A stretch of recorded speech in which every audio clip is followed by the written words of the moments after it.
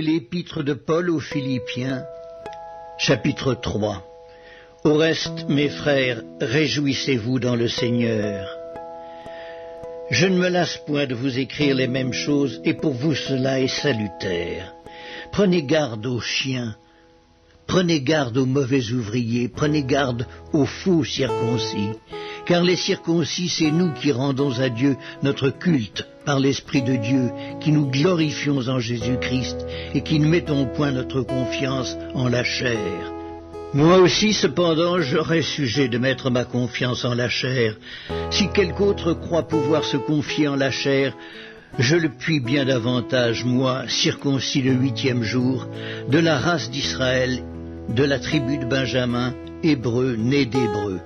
Quant à la loi, pharisien. Quant aux zèles, persécuteurs de l'Église, irréprochables à l'égard de la justice de la loi. Mais ces choses qui étaient pour moi des gains, je les ai regardées comme une perte à cause de Christ.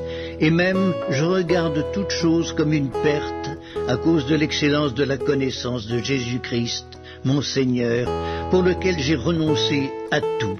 Et je les regarde comme de la boue, afin de gagner Christ, et d'être trouvé en lui, non avec ma justice, celle qui vient de la loi, mais avec celle qui s'obtient par la foi en Christ, la justice qui vient de Dieu par la foi, afin de connaître Christ et la puissance de sa résurrection, et la communion de ses souffrances, en devenant conforme à lui dans sa mort, pour parvenir, si je puis, à la résurrection d'entre les morts. Ce n'est pas que j'ai déjà remporté le prix, ou que j'ai déjà atteint la perfection, mais je cours pour tâcher de le saisir, puisque moi aussi j'ai été saisi par Jésus-Christ. Frères, je ne pense pas l'avoir saisi, mais je fais une chose, oubliant ce qui est en arrière et me portant vers ce qui est en avant, je cours vers le but pour remporter le prix de la vocation céleste de Dieu en Jésus-Christ.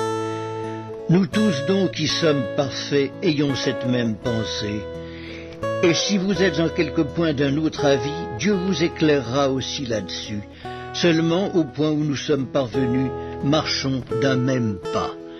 Soyez tous mes imitateurs, frères, et portez les regards sur ceux qui marchent selon le modèle que vous avez en nous. Car il en est plusieurs qui marchent en ennemis de la croix de Christ. Je vous en ai souvent parlé, et j'en parle maintenant encore en pleurant. Leur fin sera la perdition. Ils ont pour Dieu leur ventre. Ils mettent leur gloire dans ce qui fait leur honte. Ils ne pensent qu'aux choses de la terre. Mais notre cité à nous est dans les cieux, d'où nous attendons aussi comme sauveur le Seigneur Jésus-Christ, qui transformera le corps de notre humiliation en le rendant semblable au corps de sa gloire, par le pouvoir qu'il a de s'assujettir toutes choses.